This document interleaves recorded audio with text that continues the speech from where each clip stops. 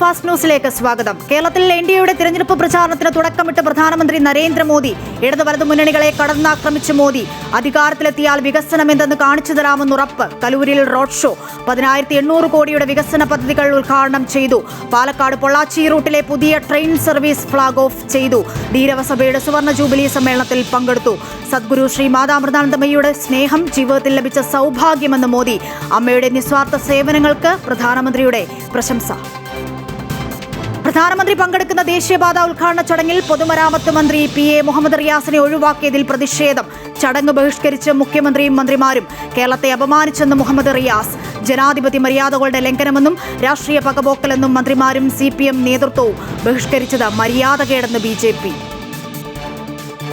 കേരളത്തിന് എയിംസ് അനുവദിക്കാത്തതിൽ നിലപാട് കടുപ്പിച്ച് ഹൈക്കോടതി. കേന്ദ്ര സർക്കാരിന് രൂക്ഷ വിമർശനം. മറ്റ് സംസ്ഥാനങ്ങൾക്ക് അനുവദിക്കുമ്പോൾ കേരളത്തോട് മാത്രം വിവേചനം എന്തെന്ന് കോടതി. ഡെപ്യൂട്ടി സോളിസിറ്റർ ജനറലോട് ഹാജരാകാൻ നിർദ്ദേശം. സോളാർ കേസുമായി ബന്ധപ്പെട്ട ഹർജിയിൽ മന്ത്രി KB ഗണേഷ് കുമാറിന് തിരിച്ചടി. നടപടികൾ താൽക്കാലികമായി നിർത്തിവെക്കണമെന്നാവശ്യപ്പെട്ട് നൽകിയ ഹർജി കൊട്ടാരക്കര ജുഡീഷ്യൽ മജിസ്ട്രേറ്റ് കോടതി തള്ളി. പണിതീരാത്ത കായിക ഭവൻ കെട്ടിടം മന്ത്രി B അബ്ദിറഹ്മാൻ ഉദ്ഘാടനം ചെയ്ത സംഭവം വിവാദത്തിൽ. ഉദ്ഘാടനം ചെയ്തത് 7 നിലകളിൽ ഒരുങ്ങുന്ന കെട്ടിടത്തിന്റെ ആദ്യഘട്ടം. കെട്ടിടം ഉദ്ഘാടനത്തിനായി ഒരുക്കിയത് കർട്ടൻ ഉപയോഗിച്ച് മറച്ച്. കായിക മന്ത്രിക്കെതിരെ പ്രതിഷേധവുമായി കേരള ഒളിമ്പിക് അസോസിയേഷനും.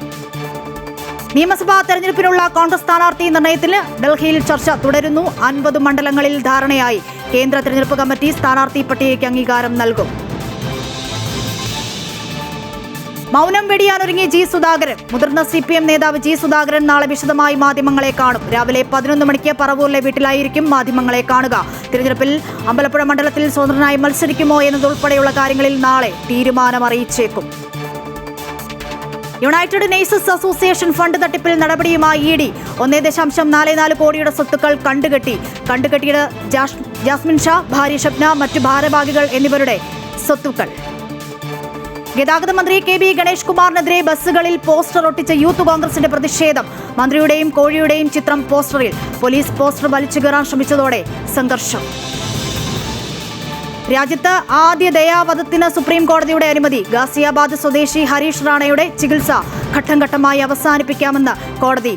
അനുമതി മാതാപിതാക്കളുടെ ഹർജിയിൽ. ഹരീഷ് 100% നിഷ്ക്രിയനായി തുടർന്നത് 13 വർഷം. സ്പീക്കർ ഓം ബിർളയെ പുറത്താക്കണമെന്ന പ്രതിപക്ഷത്തിന്റെ അവിശ്വാസ പ്രമേയം ലോക്സഭ തള്ളി. സഭ പിരിഞ്ഞു. സ്പീക്കറെ ചോദ്യം ചെയ്യുക വഴി പ്രതിപക്ഷം ജനാധിപത്യത്തെ ചോദ്യം ചെയ്യുന്നുവെന്ന് ആഭ്യന്തരമന്ത്രി അമിത്ഷാ. പാർലമെന്ററി കമ്മിറ്റികളിൽ 20% പോലും ഹാജരില്ലാത്ത MP രാഹുൽ ഗാന്ധിയെന്ന് അനുരാഗ് സിംഗ് ഠാക്കൂർ. പശ്ചിമേഷ്യൻ യുദ്ധ സാഹചര്യത്തിൽ രാജ്യം ഇന്ധനക്ഷാമത്തിലേക്കെന്ന ആശങ്ക. ഭീതി വേണ്ടെന്ന് കേന്ദ്ര സർക്കാർ. സിലിണ്ടർ വിതരണം നിർത്തിയതോടെ ഹോട്ടൽ കാറ്ററിംഗ് മേഖല പ്രതിസന്ധിയിലേക്ക്. നാളെ മുതൽ ബുക്ക് ചെയ്യുന്ന ടിക്കറ്റുകൾക്ക് ഇന്ധന സർചാർജ് ഏർപ്പെടുത്താൻ എയർ ഇന്ത്യ എക്സ്പ്രസും.